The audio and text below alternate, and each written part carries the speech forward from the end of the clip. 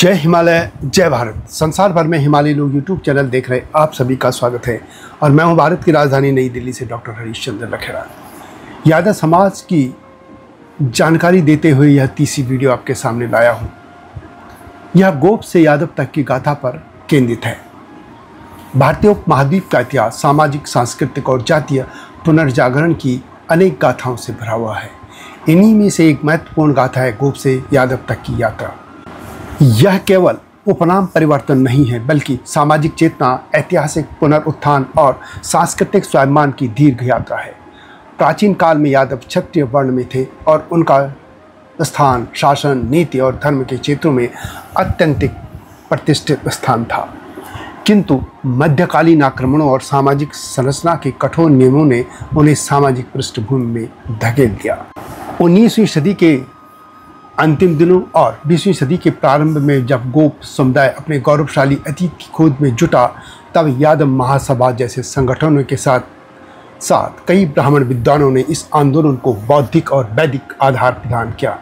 उन्होंने पुराणों, उपनिषदों और वंशावलियों के माध्यम से यह प्रमाणित किया कि गोप वास्तव में यदुवंशी क्षत्रिय थे। इन ब्राह्मणों ने यादव सरनेम को शास्त्रीय मान्यता दिलाई और समाज में इसे प्रतिष्ठा दिलाने में अहम भूमिका निभाई। इस प्रकार गोप से यादव की यह यात्रा सामाजिक समरसता, विद्वता और आत्मगौरव की संयुक्त उपलब्धि बन गई। इसी मुद्दे पर मैं विस्तार से बात करूंगा, लेकिन जब तक मैं आगे बढ़ूं, आपसे अनुरोध है कि हिमालय लोग यूट्यूब चैनल को सब्सक्राइब अवश्य कर दीजिएगा, जो चैनल पर नए हैं या जिन्होंने ऐसा नहीं किया है। मेरे सत्यमेव जयते चैनल को भी देखिएगा, वो समसामयिक मुद्दों पर केंद्रित है। ये आपसे विनम्र अनुरोध है। गोप से यादव तक की यात्रा को लेकर बताने से पहले एक महत्वपूर्ण बात बता दूं। भगवान श्री कृष्ण जन्म से यदुवंशी थे। उनके पिता वासुदेव यदुवंश के प्रमुख थे, किंतु कंस के अत्याचार से बचाने के लिए भगवान श्री कृष्ण का लालन पालन गोकुल में नंद बाबा के घर हुआ, जो गोप समुदाय से थे।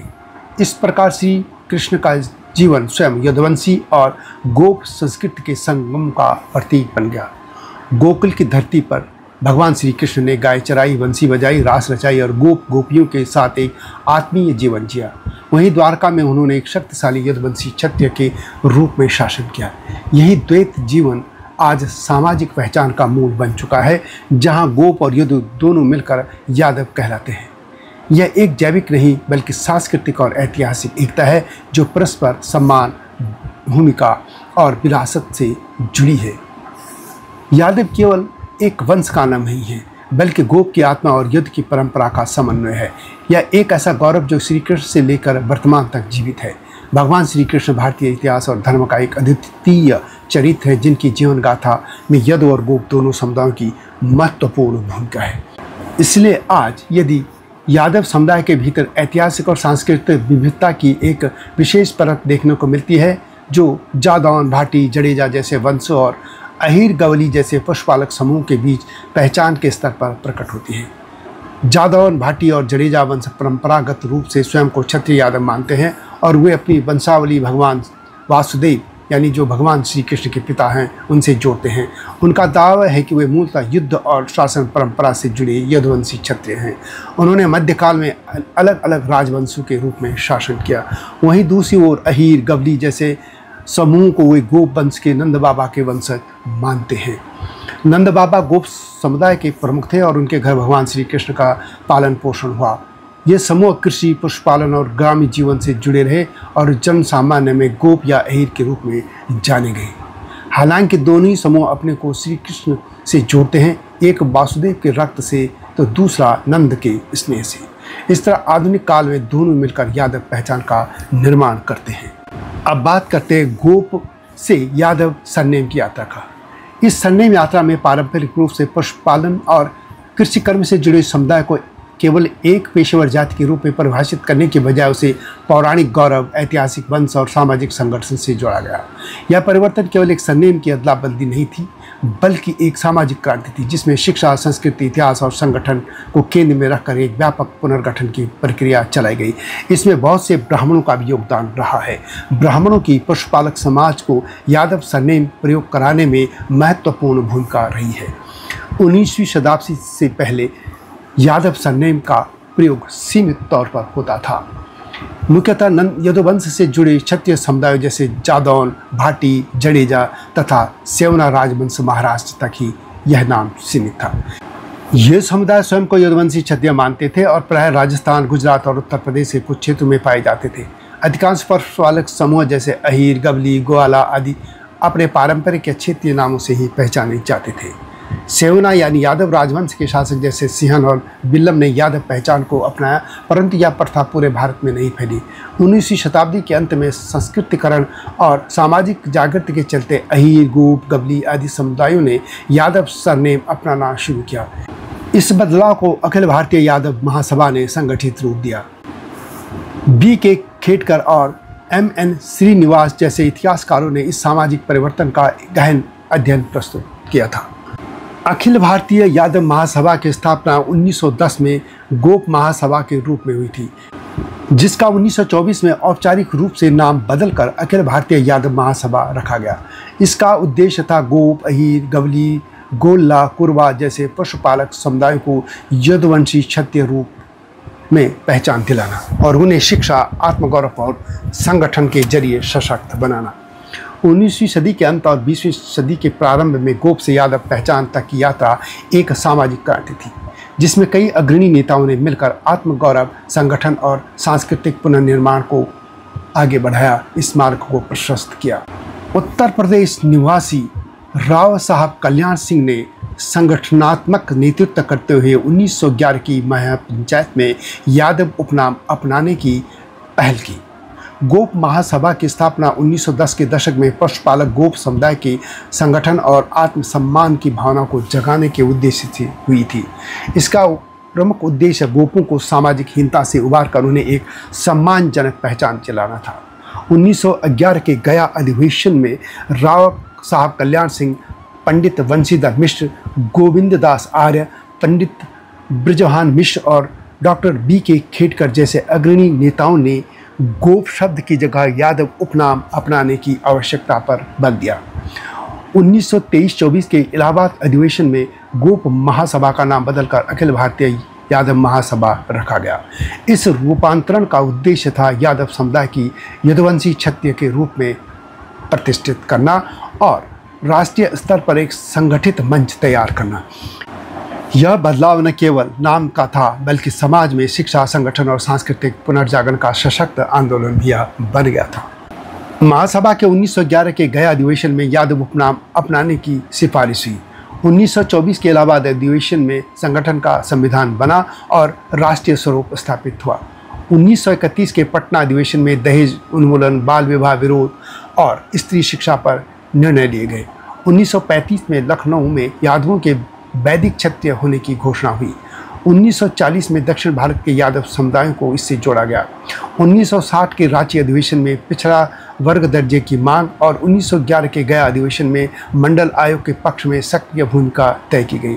इन अधिवेशनों के माध्यम से महासभा ने यादव समाज को संगठित कर सामाजिक न्याय, शिक्षा और राजनीतिक हिस्सेदारी की दिशा में ऐतिहासिक कदम उठाए। गोप से यादव बनने की ऐतिहासिक यात्रा में ब्राह्मणों की भूमिका अत्यंत महत्वपूर्ण रही है। गोप समुदाय ने जब यदुवंशी पहचान अपनाने का प्रयास किया तो इसमें ब्राह्मणों की वैचारिक और सांस्कृतिक भूमिका भी अत्यंत निर्णायक रही।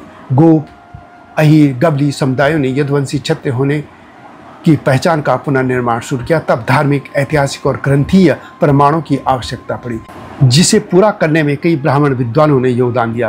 पंडित वंशीधर मिश्र ने पुराणों, वेदों और महाभारत के आधार पर सिद्ध किया कि गोप वास्तव में भगवान श्री कृष्ण के वंशज हैं। मिथिला के पंडित शिव कुमार मिश्र ने शाकाहार, जनेऊ और वेद पाठ को प्रोत्साहित किया। पंडित ब्रजभान मिश्र ने ब्रजभाषा में भगवान श्री कृष्ण को गोपालक नायक बताकर समाज में धार्मिक गर्व जगाया था। यह सब गोप से यादव सरनेम की यात्रा में काम आया। गोविंद दास आर्य ने आर्य समाज के शुद्ध आंदोलन से वैदिक परंपरा को फिर से जोड़ा। मैथिल ब्राह्मण व संस्कृत के प्रकांड विद्वान नागेंद्र नाथ झा ने यादव गोत्रों को वैदिक गोत्रों से जोड़ा। राजा रामधारी सिंह जैसे नेताओं ने संगठनात्मक नेतृत्व दिया। ब्राह्मण विद्वानों ने वंश, धर्म, इतिहास और संस्कृति के आधार पर यादव उपनाम को वैधता और आत्मगौरव दिलाया था। डॉक्टर विट्ठल कृष्ण जी खेडकर ने ऐसे ऑन द यादवास लिखकर इस आंदोलन को बौद्धिक आधार दिया। डॉक्टर खेडकर ने इस पुस्तक में यादवों को यदुवंशी क्षत्रिय सिद्ध किया। राजा रामधारी सिंह जैसे समाजसेवियों ने संगठनात्मक मजबूती इनको प्रदान की। इस तरह ब्राह्मणों के योगदान ने यादव उपनाम को वैचारिक, धार्मिक और सामाजिक वैधता दिलाई थी।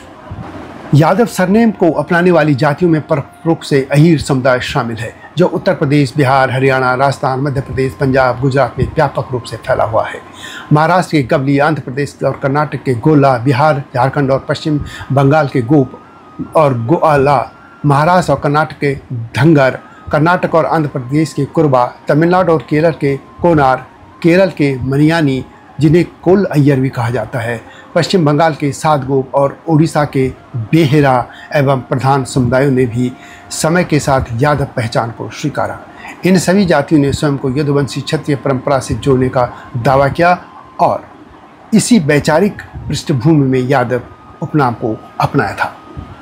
गोप समाज ने जब यादव सरनेम को अपनाया तो इसे अपनाने का यह आंदोलन जहां एक ओर सामाजिक जागरूकता और आत्मगौरव का प्रतीक बना, वहीं दूसरी ओर इससे कुछ विवाद भी जुड़े।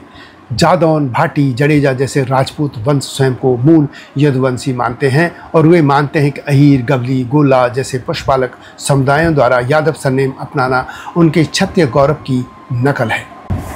जालौन, बुंदेलखंड, हरियाणा, गुजरात, बंगाल और नेपाल जैसे क्षेत्रों में कई यादव उपसमूह जैसे गौर, राजवंशी, मानधाता वंशी खुद को परंपरागत यादवों से श्रेष्ठ मानते हैं और दूध वाली व ग्वाल यादवों से सामाजिक दूरी बनाए रखते हैं। इतिहासकारों में भी इस बात पर मतभेद है कि क्या अहीर व गोला वास्तव में यदुवंश से जुड़े हैं। भारत में यादव समुदाय विविध उपसमूह में विभाजित है, जैसे भौगोलिक, सांस्कृतिक और ऐतिहासिक आधार पर विभिन्न नामों से जाने जाते हैं, जैसे घोसी, कमलिया, महिषासुर, नंदवंशी, ग्वाल, अहीर, यादव, क्षत्रिय आदि प्रमुख उपभेद हैं।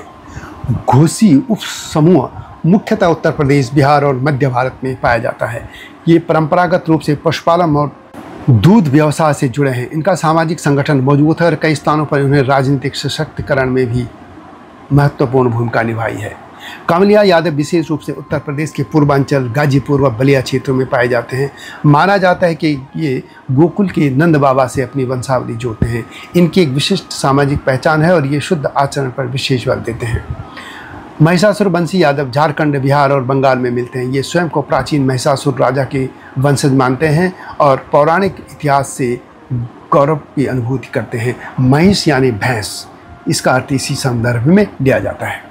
वास्तव में भारत में यादव समुदाय की सामाजिक यात्रा का एक व्यापक जातीय पुनर्जागरण की यह कहानी है, जिसमें पारंपरिक पशुपालक समाज ने शिक्षा, संगठन और सांस्कृतिक चेतना के माध्यम से अपनी स्थिति को सुदृढ़ किया, राजनीति में प्रमुख स्थान बनाया। गोप से यादव बनने की प्रक्रिया केवल नाम परिवर्तन की नहीं थी, बल्कि यह सामाजिक गरिमा, ऐतिहासिक पुनर्स्थापन और राजनीतिक सशक्तिकरण की संगठित कोशिश थी।